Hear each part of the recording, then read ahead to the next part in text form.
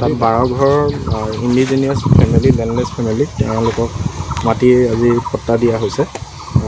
সেই 12 ঘৰ মানুহক আজি SDLC পট্টাটো দিয়া হৈছে। কিমানকৈ মাটি? 1.5 কঠাকৈ দিয়া হৈছে, যিহেতু এই এৰিয়াটো আপোনাৰ এক্সটেনশ্যন এৰিয়াত পৰে, টাউন এক্সটেনশ্যন এৰিয়াত। চ' এজ পাৰ যোনটো আমাৰ লেণ্ড পলিচি আছে, লেণ্ড পলিচিৰ মতে প্ৰত্যেক ঘৰ ফেমিলিক 1.5 কঠাকৈ মাটি দিয়া হৈছে।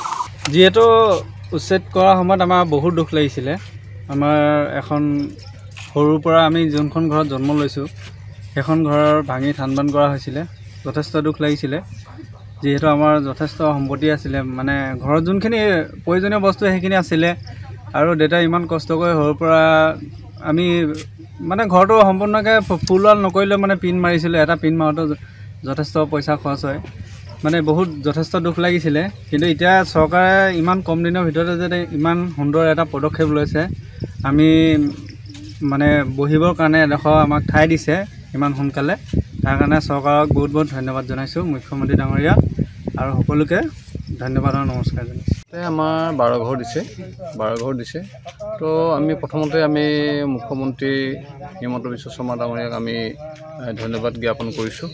তো আমি কিবা পাবলৈ হ'লে কিবা হেৰুৱাবও লাগিব। আমি কিবা হেৰুৱাইছোঁ যদিও আমাৰ এই মুহূৰ্তত আমি সুখী অনুভৱ কৰিছোঁ। আৰু গোটেই অসমৰ যিটো পৰিস্থিতি আছে, এই পৰিস্থিতিত আমি প্ৰতিজন অসমীয়াই, প্ৰতিজন প্ৰকৃত যি অসমীয়া আছে, খিলঞ্জী আছে, আমি এই অসমৰ ভূমি ৰক্ষা কৰাৰ কথাটো আমি সকলোৱে চিন্তা কৰিব লাগিব। চৰকাৰক আমি সহযোগ কৰিব লাগিব, যিটো পদক্ষেপ গ্ৰহণ কৰিছে। আৰু খুব কম সময়ৰ ভিতৰতে ইয়াত থকা যিসকলক উচ্ছেদ কৰা হৈছিলে সকলোকে মানে আজি ভূমি প্ৰদান কাৰ্যসূচী কৰিছে। বৰ্তমানলৈকে জুখি আছে। কেইটা পৰিয়ালক দিছে ইয়াতে? আপোনাৰ এইটো এনেই 12টা পৰিয়াল হ'ব লাগে।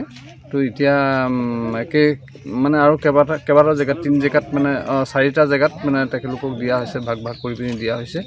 তো গতিকেলৈ আমি চৰকাৰক এই মুহূৰ্ততে অশেষ ধন্যবাদ জ্ঞাপন কৰিছোঁ। ইয়াৰ ভিতৰতে যে মুখ্যমন্ত্ৰী ডাঙৰীয়া আমাক এনেকৈ সংস্থাপন দিয়া ব্যৱস্থা লৈছে, তাৰ বাবে ধন্যবাদ জনাইছোঁ। কিমানকৈ দিছে মাটি আপোনাক? মাটিটো 1 কঠা 5 পইচা বুলি শুনিছোঁ বাৰু। এতিয়া অলপ আৰু হেৰি কৰাহেঁতেন ভাল আছিলে, আৰু যাতে এইবোৰ হেৰি আছে অকণমান পুৰাই মেলি পুখুৰী আছে, এইবোৰ মানে জোখ-মাখ কৰি দিলে, সকলোখিনি যাতে হেৰি কৰি দিলে ভাল হয় আৰু ঠিক-ঠাক কৰি দিলে। আপোনাৰ কোন জেগাত আছিলে ঘৰ? এয়া ঢকুৱাখনীয়া চিং চুকত। কিমান আছিলে মাটি? আছিলে 2 বিঘামান আছিলে, কিন্তু ঘৰটো আছিলে আৰু বাৰী আছিলে, খেতি মাটি নাছিলে বাৰু। তাৰ বাবে এতিয়া এয়া সংস্থাপন দিয়াৰ বাবে চৰকাৰক ধন্যবাদ জনাইছোঁ। ভালেই লাগিছে চৰকাৰে ইমানখিনি সুবিধা দিয়াৰ কাৰণে। কিমানমান মাটি আছিলে আপোনালোকৰ? আমাৰ 2.5 বিঘা। 2.5 বিঘা। ইয়াত এতিয়া কিমানকৈ পাইছে? এতিয়া 1.5 কঠাকৈ দিছে। 1.5 কঠাকৈ দিছে। হয়। তেখেতলৈ বহুত বহুত ধন্যবাদ থাকিলে।